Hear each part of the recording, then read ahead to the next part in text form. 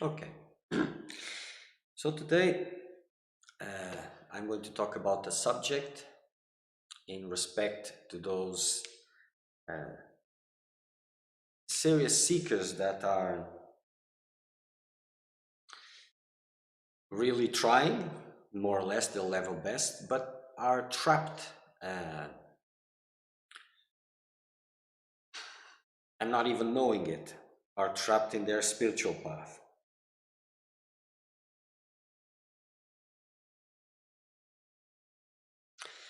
I frequently get questions from the sons and daughters of these modern non-dual movements, and it's basically the same. Uh, those who are really trying to get somewhere with those teachings um, cannot being ready for them if they really are, if you can call them really spiritual teachings, which doubts are there. They find themselves into a place where things are not, it doesn't go anywhere, it doesn't evolve. They are stuck.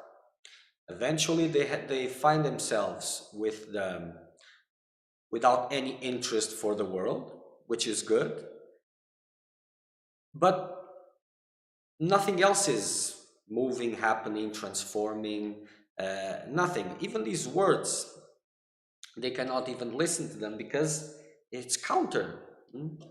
But still, the heart wants, the seeker is there, but it's not deepening the practice, is not evolving, it's not going anywhere.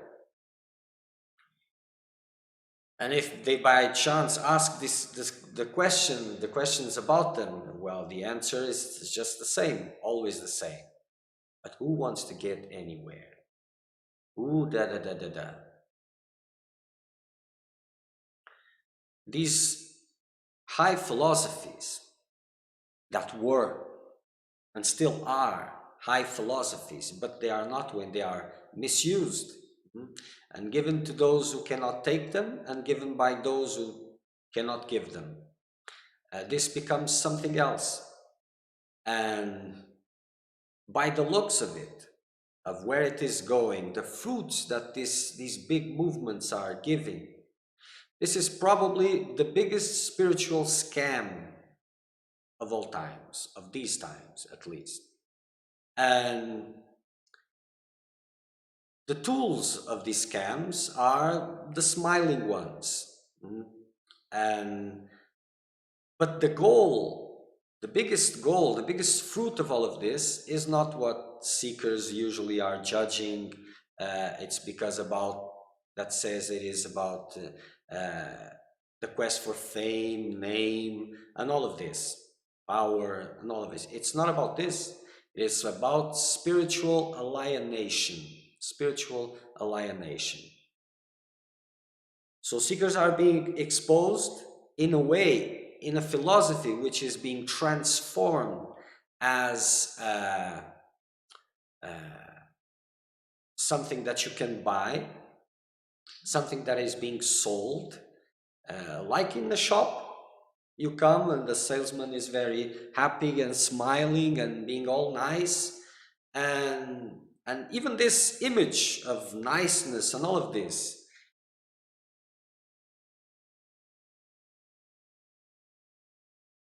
even this image is a product that people want to buy. And these teachings are being transformed into a way that it fits everybody. And there's a link. It's quite interesting because with these non-dual teachings, there is a link with therapies and new age movements and all of this. Everything becomes the same. Wow, incredible. But eventually, those who are really trying to make something out of it, uh, they find themselves dead, spiritual dead. There's no real devotion. There's no devotees, disciples. Even these words now, they are like shaming words or something like this. There is no reverence. There is the reverence of the kings because this only makes bigger kings and not more simple-minded seekers, more humble. It makes them bigger and bigger and bigger. So there may be reverence to the source, not to God, not to Guru, not to the saints, sages, not to the traditions, because the traditions, they deserve reverence, because if they weren't for the traditions, there wouldn't be nothing there. So all these things, they do not grow, they do not evolve, and then people find themselves in a spiritual desert. Yes, I even pushed, and I don't really have interest with the world, and then those who get to this point, because majority doesn't, uh, even non-duality, it's about making the life better. Just enjoy, have fun, and teachings come in a way which is interesting to watch, the logic behind of it. And if you say something, well, people have to transform their way of speaking, because if they don't speak a non-dual language, then there's shame about it or something like that. And the group, it functions like this. So you have to develop your character in a way that you appear to be more transcendental in nature. The language, you must be careful with the language, because it can reveal that you're not fully transcendental. And it keeps on going like this and evolving. Surely,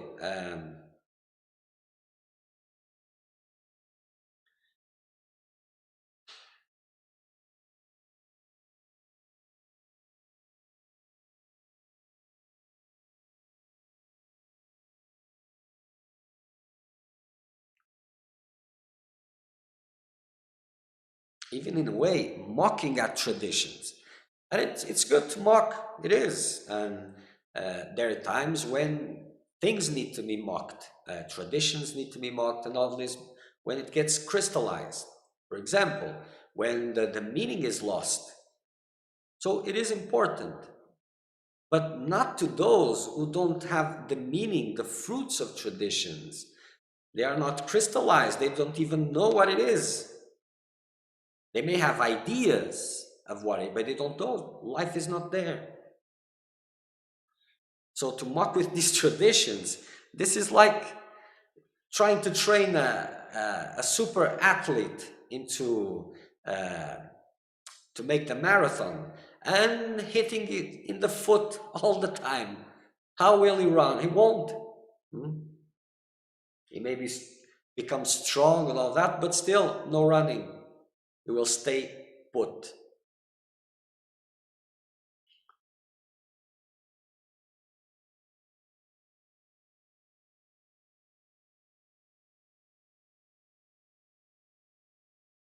There is a bridge, a line that comes with, there's these connections, all of these connections, non-duality, therapies, new age movements, the feeling good, and the nice smiles, and going with these, agitating these emotions of niceness and all of this. And everything comes in more or less in the same package. Go figure.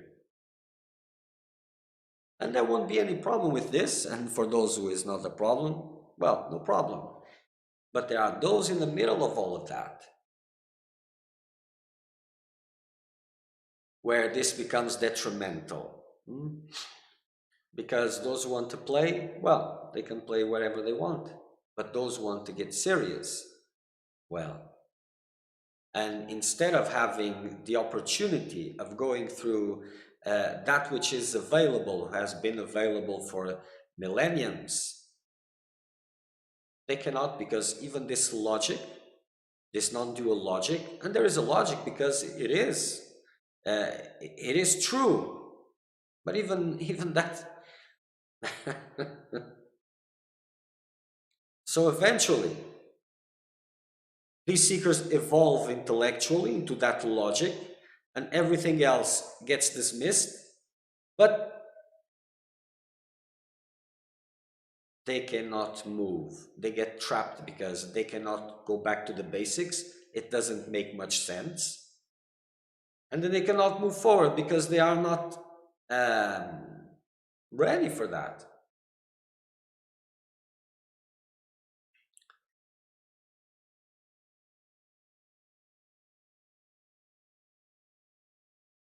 And if you read, if you study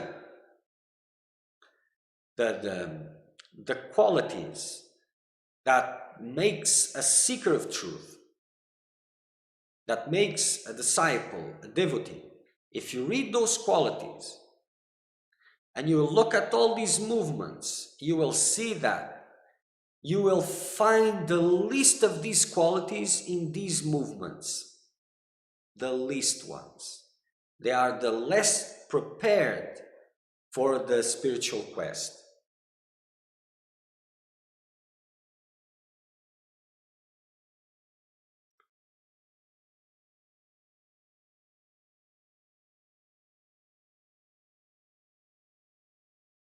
The reasoning is good, yes, but other things are missing.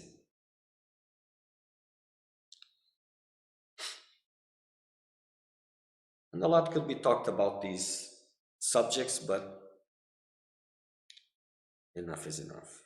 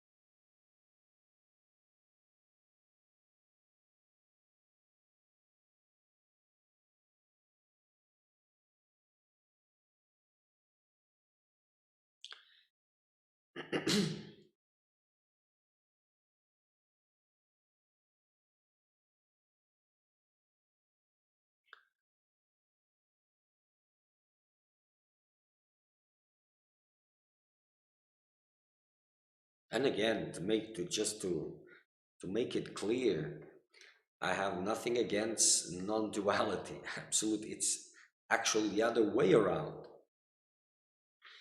But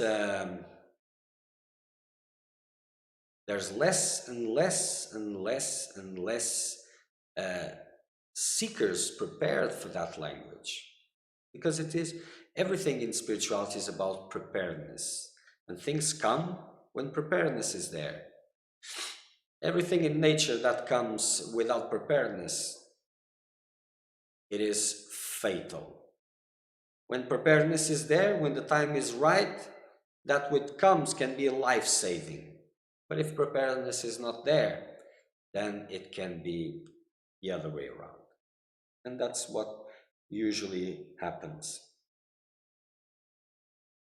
And it's like doubts that seekers have about this, and they ask the question, but I don't know, why do you waste time seeing more satsangs about non-duality? Because the answer is always the same. So what's the point? You know, every one of you that has the doubts have the answers already. So what's the point?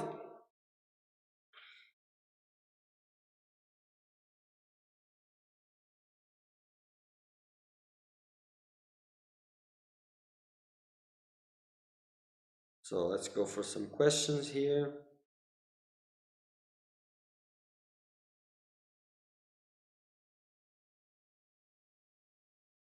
More or less these questions that you asked. Um, they go through from the same lines. Whatever work you have been doing, you have been um, going around and avoiding that which is the most important part of the process, which is making yourself ready. making yourself prepare. Why is it that human beings experience suffering and all of this, and that they cannot move from there? Because that is their own reality, and their own reality is based upon this uh, character which is there. Yes, and if you dissolve this character, uh, theoretically things get solved. But is this really what is happening with what is being given? You have to really ask yourselves. The level of preparedness of those who have been uh, into this for years and years and years is almost nothing. And not nothing because there's maturity, there's all of those things that come, but where they stand, the understanding they have about spiritual practices and all of this, it's almost nothing. Everything is theoretical. And in theory, things always work. And you have to understand that in your life, it doesn't matter if you're 10 years old, 20 years old, 40, 50, 60, 70. You will see that logics change. What is logical for you now will stop being logical for you tomorrow. So if it is change, it is relative, not absolute. So it's relative to what? Your reality. Or to your illusion. It is like this. So if you intensify your spiritual practices, if you have them, at least to start with, you will see that your logic will change. Logic will change very fast because of these transformations that are going on. And these transformations, this is what will make you prepared for these non-dual teachings. But they are not a goal in itself because there are different teachings and all of them take to the same. But it is the level of preparedness that allows you to grow. And the more prepared is not when you have, it's when mind becomes more simple and simple and simple.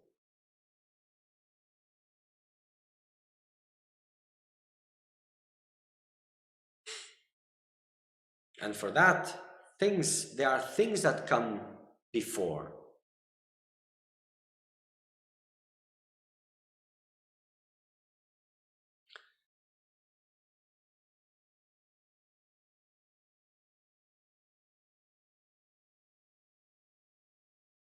So for those who are finding themselves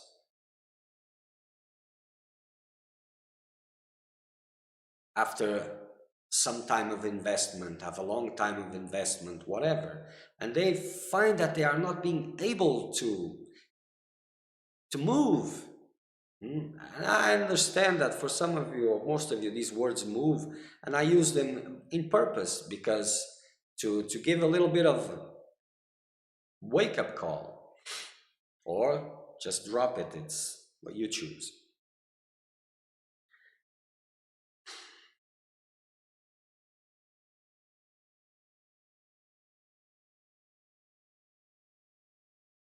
If your hearts are not full with reverence and devotion, if you look, for example, at those that you think are enlightened, if you look at them as, because that's the only thing you'll get, because you'll never know. But for those, if you look at a person which is enlightened, this I get a lot, uh, then you're not seeing anything. Because if it's enlightened, then there's no person. So you're talking directly to the source. And if reverence is not there, so something has to be very wrong. Wrong, because there's no readiness. How will you receive the blessings? You won't.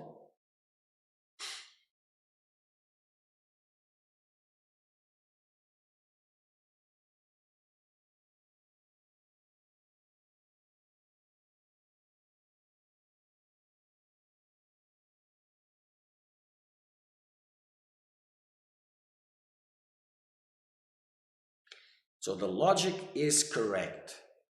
It is the majority of seekers that are not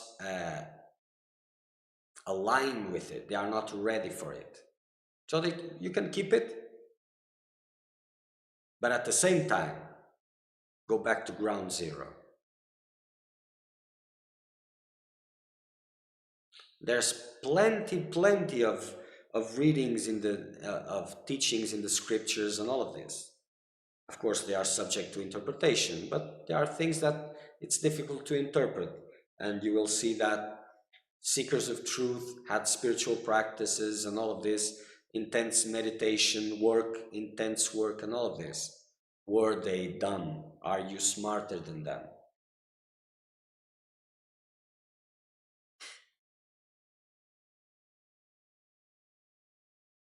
Maybe.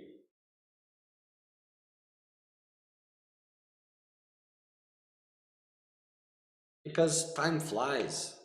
Time flies. And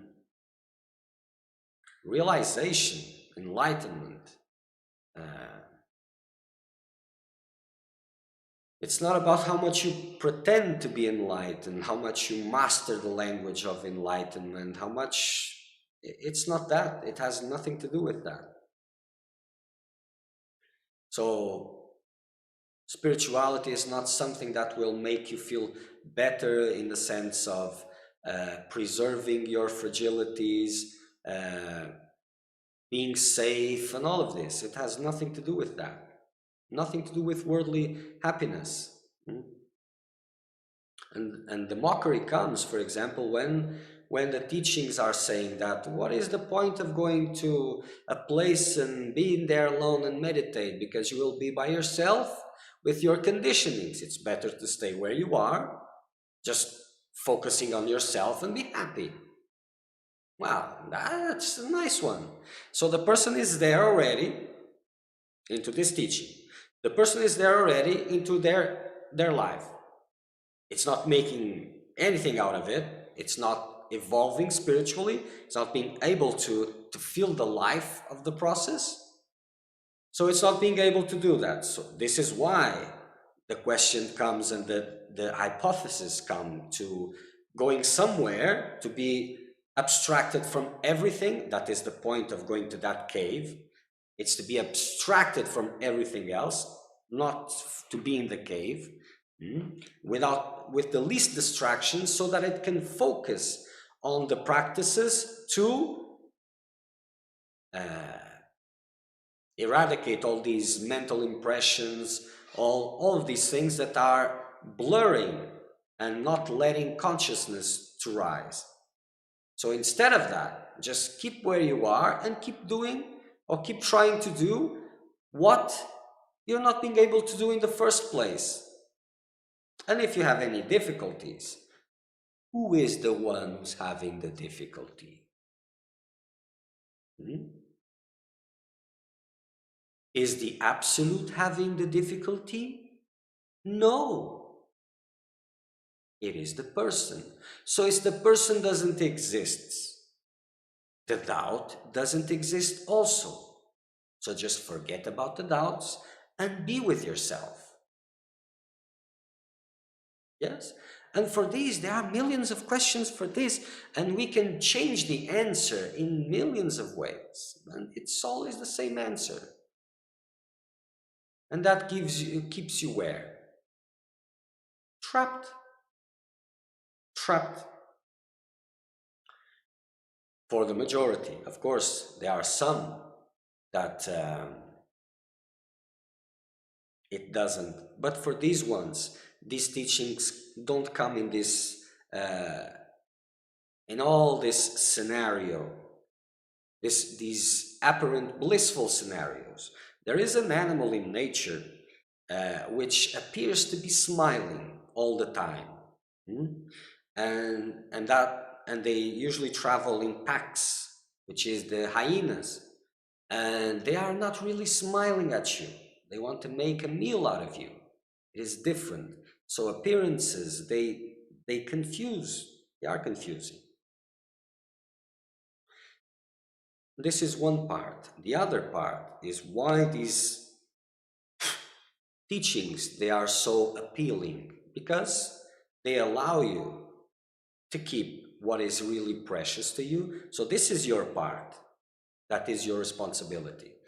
These things are allowing you to keep your real attachments, your real investments. And it's like making your consciousness not to feel heavy about it. So it seems that you're doing something spiritual, but actually you're not. You're just doing the same old, same little life, worrying about all the same things that anyone else is. So these are the actual cults. These are the actual cults, modern ones.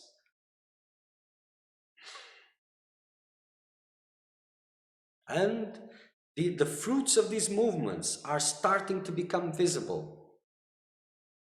For those who are at the end of the line, and there are many that are at the end of the line, you know what I'm talking about.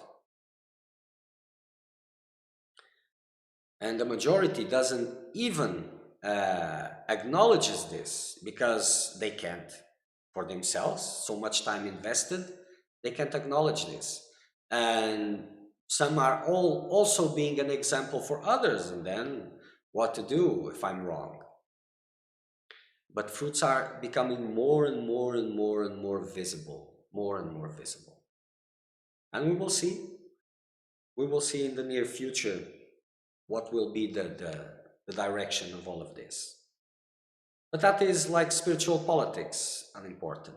So for those who are finding themselves trapped, go back to basics. Put meditation there. For example,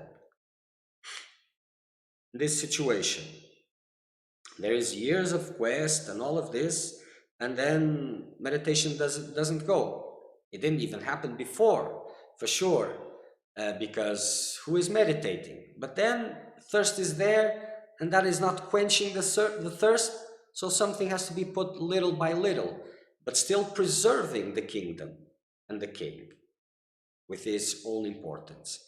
And meditation doesn't evolve as pride, arrogance, self-importance doesn't decrease. It is something that you cannot go around. It cannot. Hard work is important, and it is hard work because it is a hard delusion. And if spiritual practices can be used to maintain the illusion, yes, they can. And they are, for the majority of ones. But is the lack of spiritual practices better to break the illusion? By far, no. So, if you go into a spiritual life, into an ashram, for example, into a monastic life or whatever, can that be used to maintain the illusion? Yes, and you can use it to maintain the illusion, just changing identity, yes, but that is part of the path and the things you have to work about. But is it staying in a worldly environment with worldly people better? No, it's worse, because then there's no reminder, there's no spiritual practice that can hold and in the future give some fruits. There's nothing. So the logics are good, but they have to be brought together with one another. Everything can be twisted. And you get into your car and you're driving your car and you have some city in your mind to get through, but you can get lost, you can get distracted, you can have an accident, but you're on the journey. Is it better for that journey to just sit still? Well,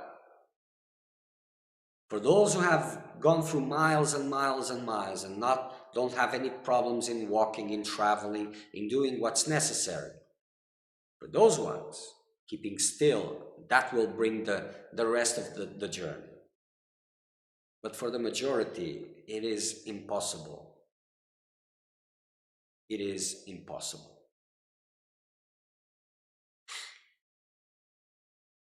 And it makes it impossible.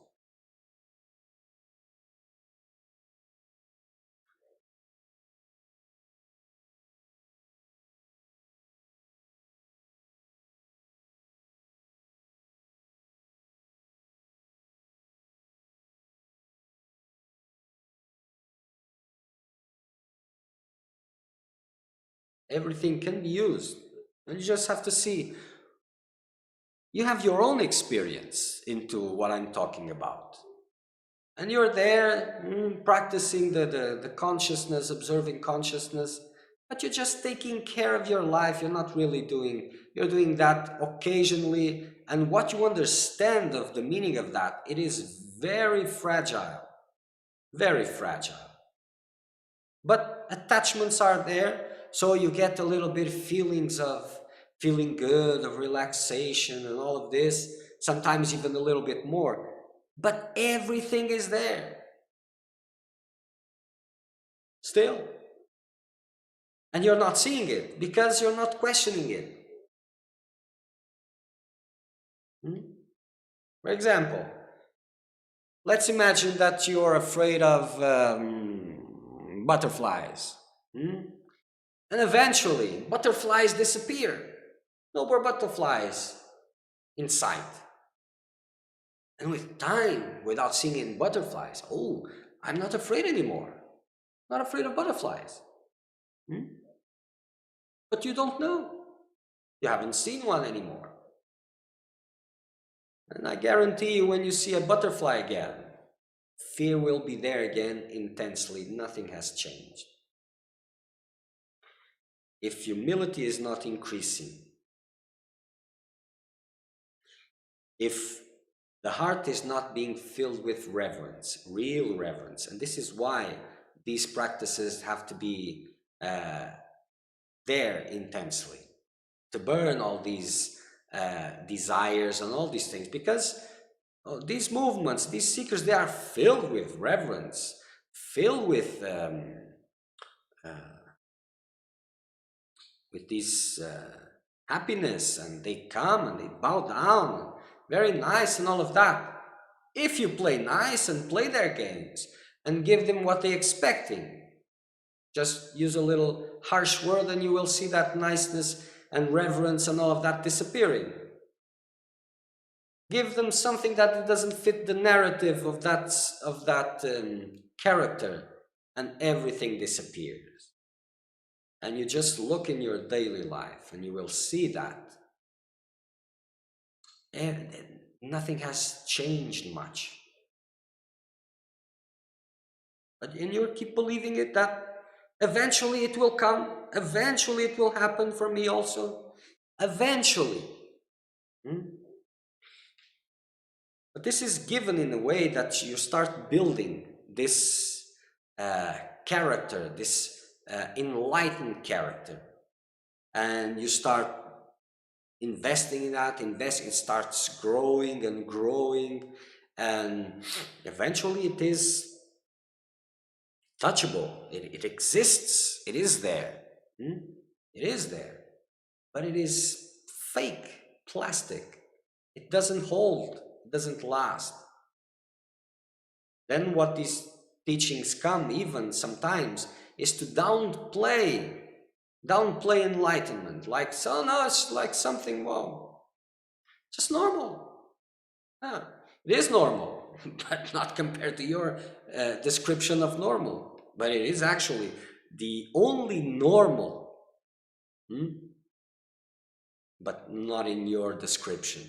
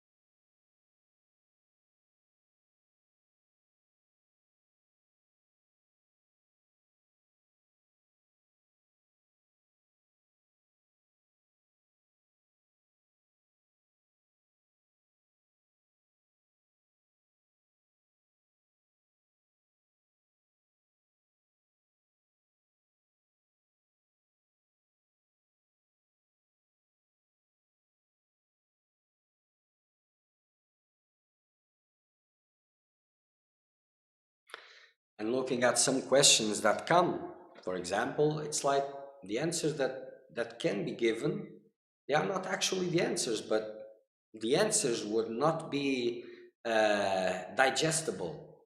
There's no preparedness for that.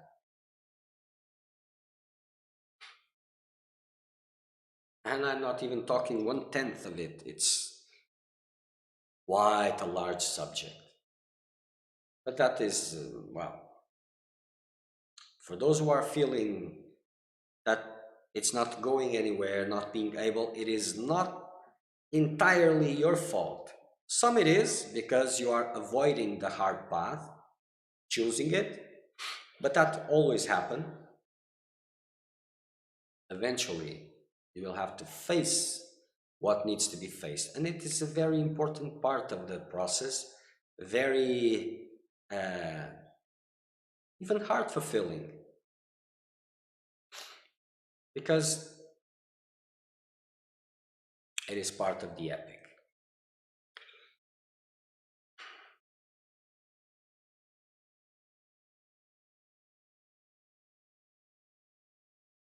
So if non-dual teachings are there, so this devotion, reverence needs to come.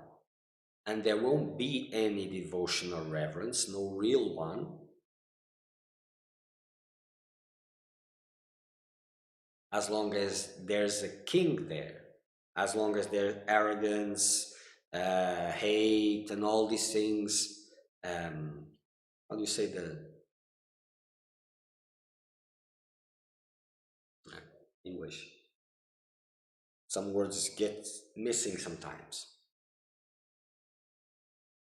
If what is called in Raja Yoga as mental impurities, if they are still there, there cannot be any real devotion.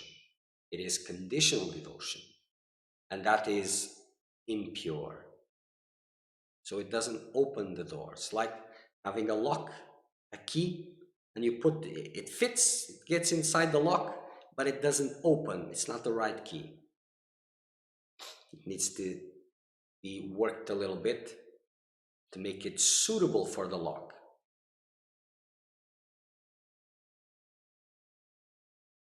So for someone who is the character is so important, the ego is so big, it can only have reverence and devotion to the source, of course. To a master, to a guru, no, because it's very difficult, because then I may listen to things I don't want, I may be pointed some things that I'm trying to masquerade all the time, but the source, it's there and here, I give reverence to it and whatever, but it doesn't touch any of these fragile structures. But without this heart filled of pure devotion and reverence, that logic, that non-dual logic, is just seeds that have no soil to sprout.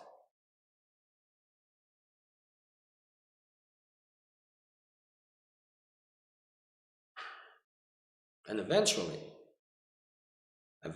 there's, well, it is true, everything is true, but it's like you want to learn how to win the lottery, and there is the one who won the lottery by accident, and he is teaching that no, but by accident it is the way to learn the lottery, and we're assuming that he did won the lottery. Let's keep it this way. Maybe just found a $100 bill or something like that, and he thinks it's the lottery, but whatever. But there's the other one that has a method, intelligible method to win the lottery. So which one are we going to learn? How is that method? Oh, that takes a lot of time. And by dedicating a lot of time to that, I will have to let go of all these other investments. Isn't there a quicker way to do this so that I can keep these investments? Yes, this guy is saying that by accident it is the proper way. Well, it makes perfect sense to me. So I'll just keep my little life and these little goals, the life of this character with his dreams and all of these things, and I will just perfect the art of accidental enlightenment. That's better, of course, makes perfect sense. How come in the past nobody thought about that? Probably because intelligence is evolving also. Now people are more intelligent. But you look at the I've told you once for you to go and to read the stories of the saints, of the sages, looking for inspiration. Now, there's something else that it's a very good challenge. Look at the stories of those who were the biggest examples of seekers of truth. Not the enlightened ones, not the seekers. The biggest examples of seekers of truth, and then compare. Make an honest comparison.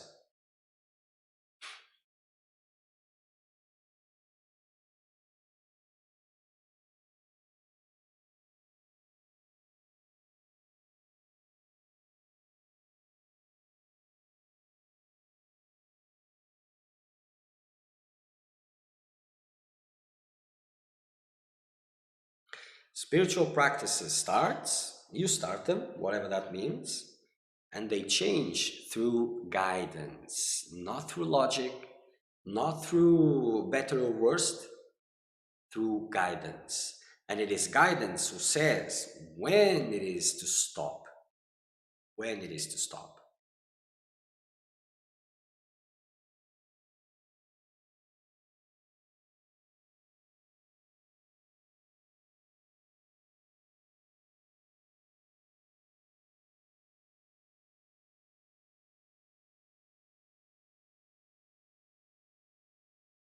And no complaining. There's no complaining to do because, well,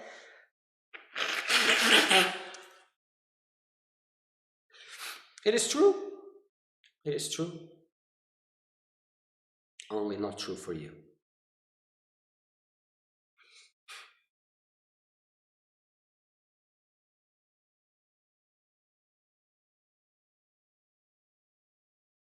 Interpret these words the way you like because that's the way you do it. But they are here to give an opportunity for you to see for yourself. Hmm? And that is by starting a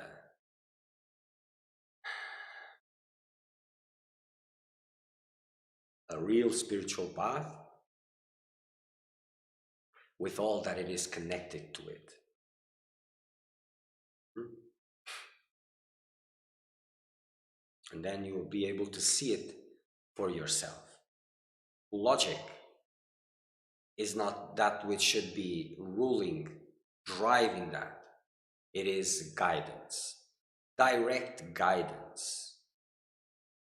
The one which is directed to your level, to your process, to your conditions, to your questions.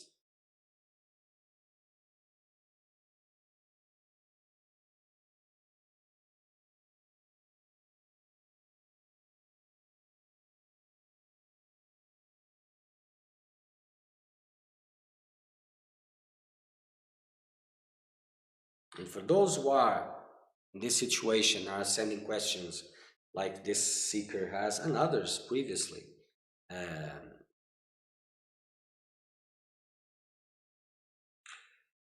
start meditating, start intensifying the practices, start changing those things that you know they are not in the right place, and then you will see what will start to rise from within. And that's when the work begins. The dissociating work with all these impressions.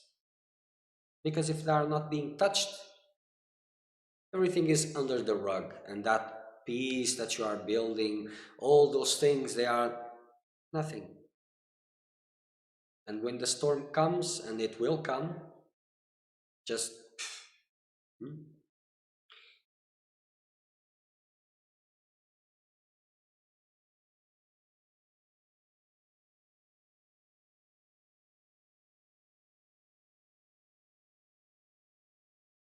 okay. So for today, if you have any questions, you can send, but for today, nothing else to say. So I'll make some silence with you, and then we will end.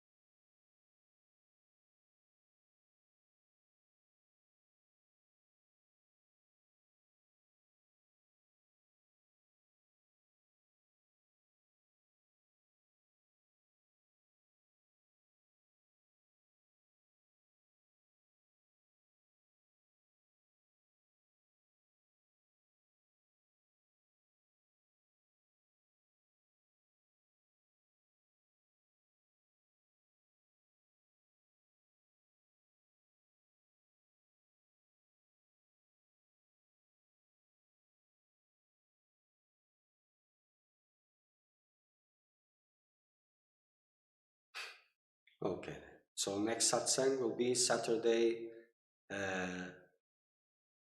10 o'clock in the morning, Brazilian time, UTC -3. So till next time, Saturday, intensify your practices.